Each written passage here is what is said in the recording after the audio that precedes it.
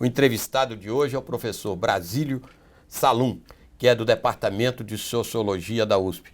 Professor, obrigado pelo obrigado comparecimento. Pelo convite também. Ô, professor, o senhor é autor de vários livros, um deles recente, né? Foi lançado há poucos dias, O Impeachment de Fernando Collor. Daqui a capa do livro. E nós vamos começar com isto. Tá, né? Ótimo. Que nós estamos falando novamente de impeachment no Brasil, né? Isso. E o senhor vê alguma semelhança entre aquela época de Collor e hoje? Eu acho que é bem diferente, porque na época do Collor nós estávamos ainda, vamos dizer, em processo de consolidação da democracia e de consolidação da democracia e estava iniciando o processo de liberalização do país. A gente não sabia até onde ia isso, né? Mas nós ainda estávamos no processo de democratização. E o impeachment do Collor, enfim, toda a luta, disputa e tal, que acabou no impeachment, ela se deu muito em torno da natureza da democracia que se desejava. Então, o meu livro tenta mostrar que você teve um conflito muito forte em torno da natureza da democracia, do peso relativo que os partidos tinham na democracia, do peso relativo que o legislativo deveria ter no regime democrático, e que o presidente Collor, reduzia muito na ação, inclusive na retórica dele, o peso dos partidos, do Congresso, etc. Ele governava muito como um homem só, né? Aquele que tinha responsabilidade e não compartilhava muito essa responsabilidade de governo com os partidos e com o legislativo. Então esse conflito foi muito forte, né? Em geral ele se dava tanto no que se refere à questão do peso do parlamento, basicamente porque naquela época a medida provisória era um instituto ainda muito mais drástico do que o de hoje. Hoje ela foi regulada ainda no governo Fernando Henrique de forma diferente, mas na época do Collor, por exemplo, ele podia emitir medidas provisórias uma atrás da outra, né? E antes que ela votasse, ele mudava um pouquinho e emitia outra. Então, ele tinha basicamente poder de decreto, né? O presidente da República. Então, houve um conflito muito forte com o legislativo em torno disso e em torno também do que era prioritário em termos de reforma. Ele priorizava bastante o processo de liberalização, tinha o apoio de uma parte da oposição, mas ele descuidou muito vamos dizer assim, dimensão social da democracia, né? Então os partidos de oposição basicamente se articularam em torno das questões institucionais, da valorização dos partidos e do Congresso e em torno dessa dimensão social da democracia. E hoje o senhor não vê isso? Não. Hoje é muito diferente, primeiro porque a gente, vamos dizer assim, tem uma democracia que eu acho que é muito mais, não tem nem comparação, é muito mais sólida do que naquele momento. É só lembrar as pessoas que estão assistindo que em 1992, quando houve o impeachment do presidente Collor, o Ministério Público ainda estava se consolidando, tinha sido reformado na Constituição de 88 e ainda estava se articulando, né? A Polícia Federal ainda não tinha uma organização poderosa como hoje, o Judiciário ainda estava se projetando. Então, a situação em termos de regime político hoje é completamente diferente daquele. Então, hoje é uma coisa muito mais sólida e o que se discute, na verdade, é um pouco que todos esses, vamos dizer, essa construção democrática, essas instituições democráticas, e eu diria mais, inclusive o processo social de democratização, em que as pessoas se manifestam, vão para a rua, exigem direitos, tudo isso, né, inclusive com muita autonomia em relação aos partidos, em relação ao Estado, isso tudo não existia. Agora, né? Professor, mesmo assim, houve um fator importante que influiu digamos, no processo de impeachment do presidente Collor, que foi a situação econômica. Na época muito difícil, e com isso a insatisfação Esse é um popular. elemento comum. Esse é um elemento comum. É um elemento comum. O senhor acha que ele pode ter influência lá na frente? Quer dizer, é um elemento comum. Eu tenho a impressão dificuldade econômica e insatisfação de grande parte da população com o quadro. Eu diria até de forma mais drástica que eu acho que a insatisfação hoje é muito maior do que naquela época. Hoje, se a gente pensar nos índices de avaliação da presidente Dilma, eles são muito inferiores ao que o presidente Collor tinha na época que ele foi impedido, né? Então, hoje que está 8, 9, digamos, % de aprovação é muito baixo, né? E em relação ao governo também. E digamos, o clima social de opinião é muito negativo em relação à presidente da República e ao governo e tal. Então, isso de fato, o senhor tem razão, eu acho que é um elemento comum. Agora, entre essa insatisfação e o impeachment, tem uma diferença, né? O presidente Collor, quando ele foi, quando o movimento de impeachment cresceu, ele perdeu muitas condições de governar. A ponto de que quando a CPMI se encerrou, lá em agosto, o presidente teve que concordar com o manifesto dos ministros, dos seus próprios ministros, dizendo basicamente que nós somos ministros de Estado, nós somos ministros do presidente. No fundo é isso que eles diziam. E que ficariam até o fim quando se resolvesse a crise.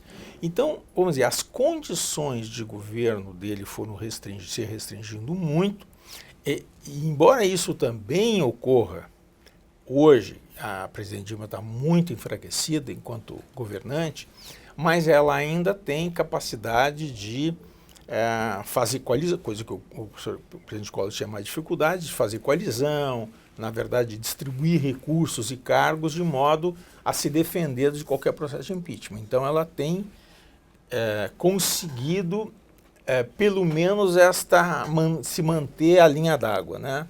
Então, isso dá uma diferença. Claro que, vamos dizer, ela tem conseguido sobreviver na presidência, mas, digamos, desenvolvendo um programa de ajuste fiscal bastante moderado, né, que é do ministro da Fazenda, eu acredito, inclusive, que é moderado porque ela não tem força, né, não tem autoridade para mais, mas a dificuldade nossa é que ela se mantém no cargo, acho que até o ano que vem, não tem nem dúvida até o ano que vem, ou o senhor acha que ela tem condições de segurar?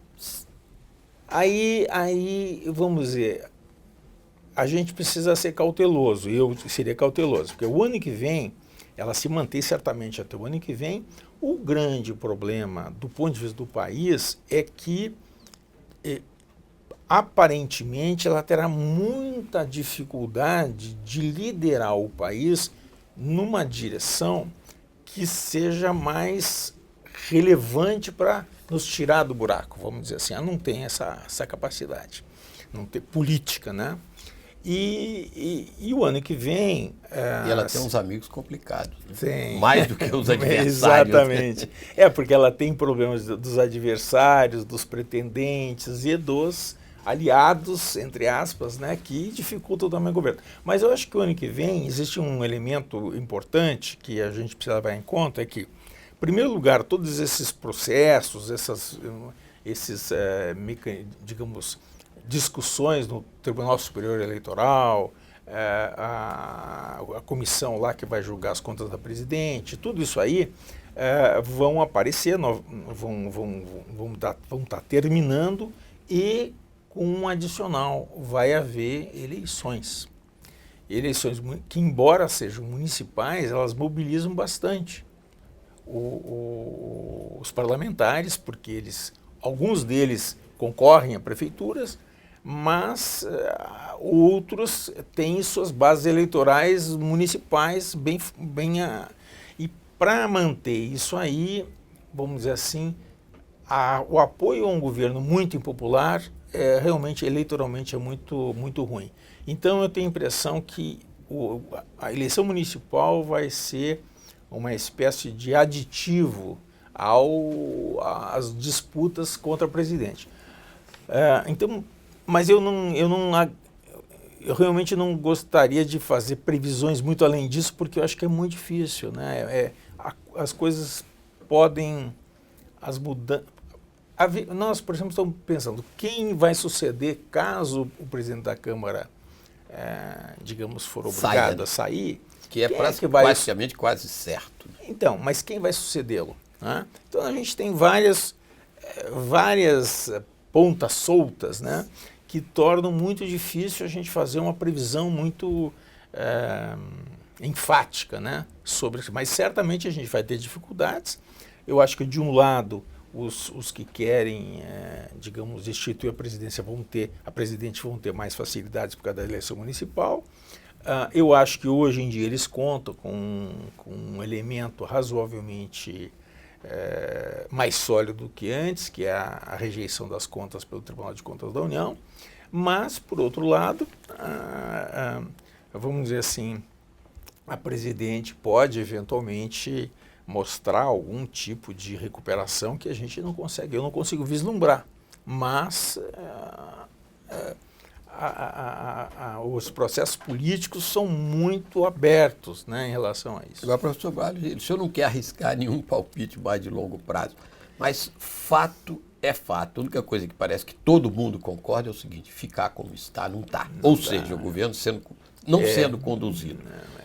Como é que se arma uma saída? Olha, eu tenho a impressão que nos últimos semanas aconteceram coisas que eu acho que são relativamente importantes. Em primeiro lugar, a própria presidente conseguiu garantir a sua sobrevida até o ano que vem. Isso é um ponto para a presidente. Mas, por outro lado, o PMDB, que foi o cerne do processo de democratização, mas que depois se perdeu numa série de feudos estaduais, ele, através do vice-presidente Michel Temer, que é parte interessada, né? Claro, mas ele está tentando ir além disso, tentando formular um projeto para o partido que deu um horizonte de médio prazo, pelo menos, né, para os seus, enfim, para o partido, com elemento de proposta, que eu não sei se é eleitoral ou para ele próprio.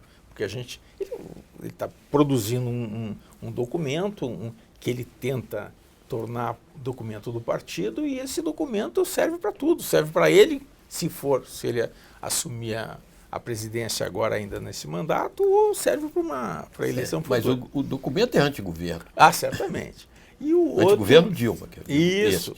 E o outro, que é que o PSDB, em função da óbvia do jogo, que aparentemente escapou do jogo do presidente da Câmara, Eduardo Cunha, e recuou desta monomania no impeachment e resolve, digamos, articular um pouco com aquele PMDB um pouco, vamos dizer assim, mais calejado, né, do Senado, que conta com gente muito qualificada, mas que os dois estavam separados, havia quase que dois PSDBs, né?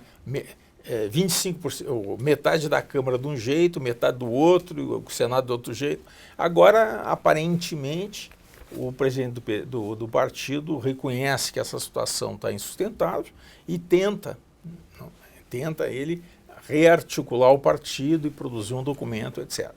Mas vamos ver o que vai sair daí, né? Mas eu acho que daí, nessas dois coelhos, vamos dizer, podem surgir propostas que, vamos dizer assim, que expressem a aspiração, que eu acho que é majoritária no país, de uma mudança, né, em relação ao padrão de governo da presidente. Sim, o senhor analisou as possibilidades de dois dos protagonistas maiores deste jogo. Isso.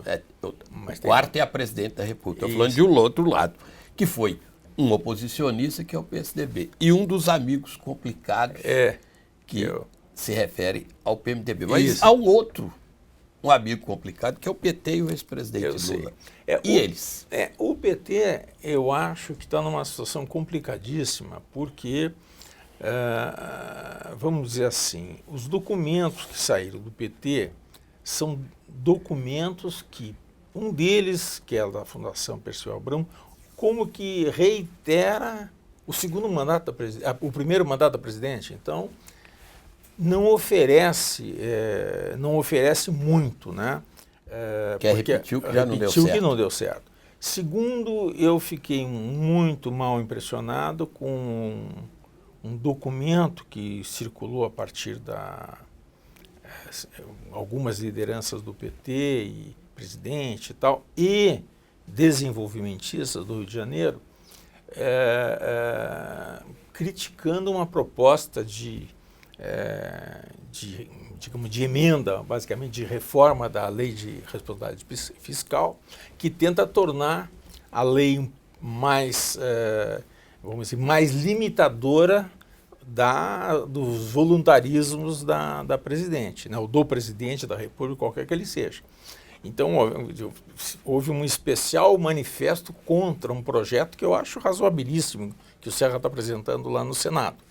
Então, o mundo petista está numa situação muito difícil, porque eles não conseguem, vamos dizer, ultrapassar aquele padrão estatista distributivista que é característico do PT.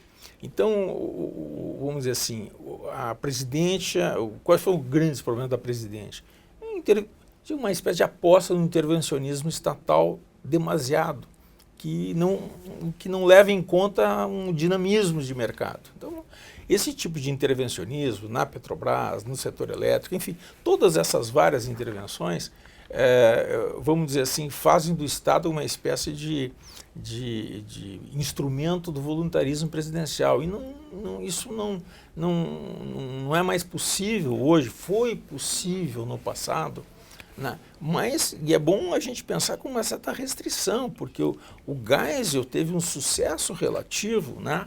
Porque era também do tipo voluntarista. O geiselismo. Mas era um mundo, já era um mundo em que o capitalismo ainda tinha bases nacionais muito fortes. Hoje não tem mais. Mas prosseguindo nos nossos matos, o senhor analisou um aspecto desse amigo, né? Amigo complicado, que é este, né? Que eles chamam de aspecto ideológico. Agora, tem o aspecto. Primeiro, o aspecto político, sim, que é a questão seguinte. Tanto quanto os outros partidos, o PT está olhando a eleição de 2016 sim, e 2018. Eu sei. Quer dizer, este é um outro lado que ele vai considerar na questão a julgar a posição que ele deve adotar em relação ao governo. Certo? Depois tem o presidente Lula com o seu projeto próprio, que é o terceiro aspecto.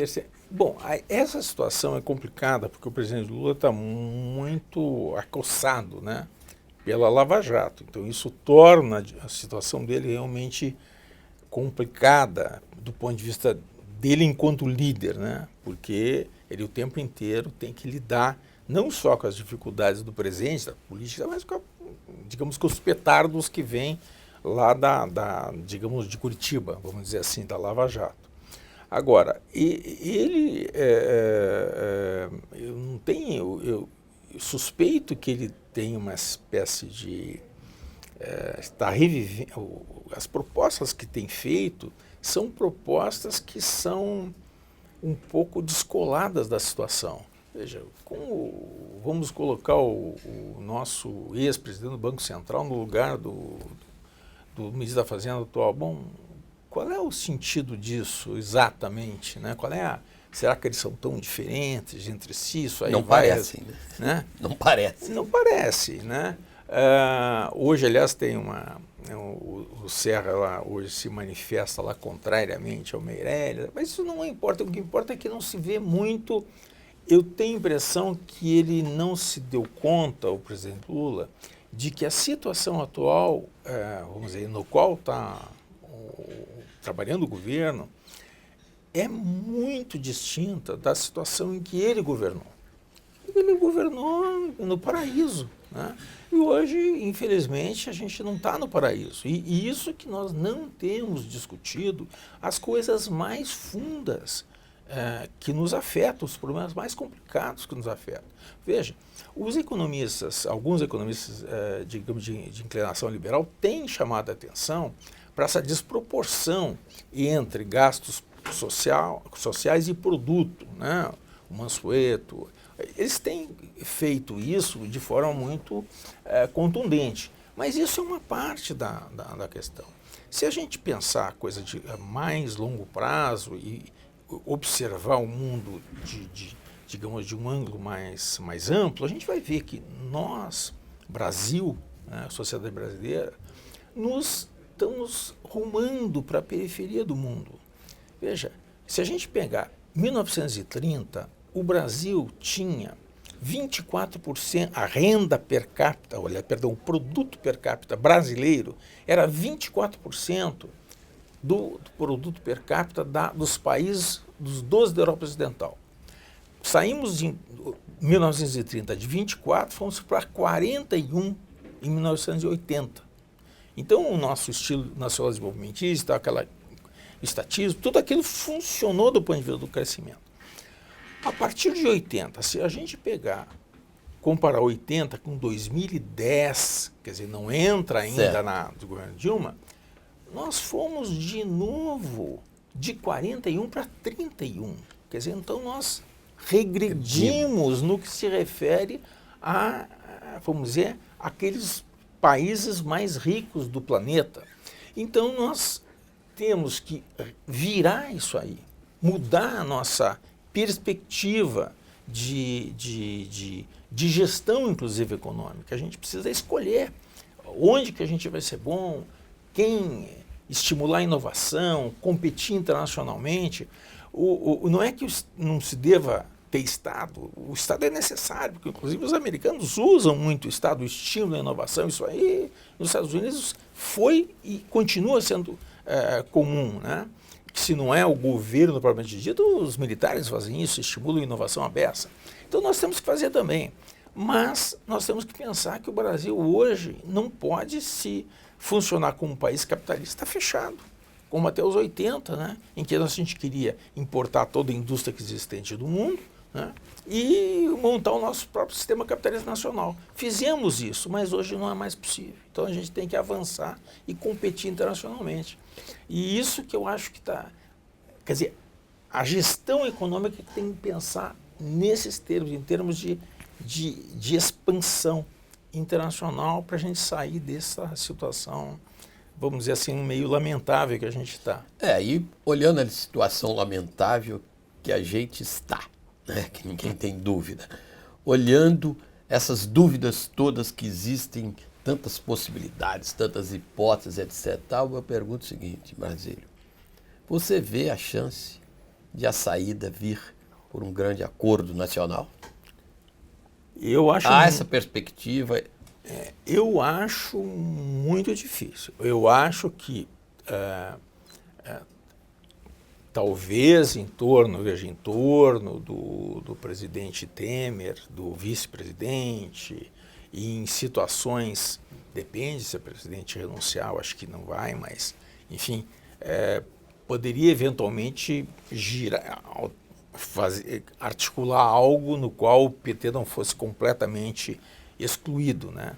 Mas eu acho difícil. As manifestações últimas da Fundação, dos desenvolvimentistas do Rio, do presidente Lula, que não são muito alvissareiras, e eu tenho a impressão que o PT está se auto quase que excluindo do futuro. Se não conseguirem mudar um pouco, não acho que isso vai ser possível. Não tenho essa impressão. Então, Brasílio, para encerrar a nossa entrevista, a pergunta provocativa: qual a outra saída? Olha, chamar o Espírito Santo, convidar o Papa. Aí eu vamos dizer assim, os políticos que eu infelizmente, não é bem infelizmente, mas enfim, eu não sou do tipo que vá, vamos dizer assim, que são um ator político, né? Os políticos vão ter que achar um meio de, ou bem, vamos esperar até 18, né? Ou articular para que isso ocorra antes. Eu acho que o Brasil realmente, o senhor tem razão, quer dizer, o Brasil, 3 anos nessa pasmaceira é muito tempo, né? É muito tempo. Mas eu acho que esse período que a gente está passando tem sido um período de amadurecimento das forças políticas, e eu acho que esse amadurecimento provavelmente, eu imagino, vai gerar projetos e alternativas em torno do qual os atores vão se articular. Não acho que esses acordos nacionais hoje tenham qualquer chance de prosperar. Não, hoje. Mas eu acho que as forças vão produzindo projetos, saídas e tal, e o mundo político acaba encontrando, né? E a gente espera, na verdade, com esperança, quer dizer, que se ache um vetor aí de saída em torno desses projetos que eu imagino possam dar condições de saída da crise. Não acho que essas conversas, negociações, que eventualmente ocorram hoje, possam levar a muita coisa. Mas não sei se no ano que vem isso aí não vai ocorrer. Pressões da sociedade, pressões dos empresários, podem funcionar? Eu acho que sim. Eu acho que sim. Eu acho que os empresários poderiam ter um papel importante. Eles deixaram há muito tempo de ter esse papel, né? Porque, enfim, as mesmas dificuldades que, vamos dizer, o sistema de articulação empresarial é muito parecido com os dos sindicatos, as pressões corporativas são muito grandes, e então o mundo que eu acho que a gente está é um mundo que não vai permitir mais um tipo de atividade empresarial muito protegida. E os ditos representantes da sociedade civil? Olha, hoje... OABs, ABIs, então, CNBBs e então, coisas assim. O problema é que esses agentes, eles, como não existe um projeto ou um vetor claro de saída da crise, todos se manifestam, mas de forma muito dispersa, né? Então a gente não nota uma agregação. Por isso que eu digo, quer dizer, os políticos profissionais, de alguma maneira, junto com seus assessores, vão ter que produzir projetos que sejam críveis, desejáveis, de modo que articular, né, não só partidos, mas empresários, a chamada sociedade civil, etc., porque hoje ainda está tudo disperso, a gente nota a dispersão, né? E não há um vetor, como havia lá na época do Collor, uma espécie de movimento ética na política, ou coisa que possa dar um sentido. Não vejo agora, mas eu não descarto que no próximo ano a gente tenha alguma coisa nesse sentido. Eu acho que os partidos estão começando a se mexer, eles vão ter que disputar eleições, e embora essas eleições sejam municipais, eles precisam ter um discurso, uma retórica, e isso vai estimular o surgimento de projetos alternativos, é o que eu espero. Tá certo, obrigado, professor Brasílio Salum. Obrigado. E o Na Real, na TV, volta na próxima semana. Obrigado. Obrigado a todos.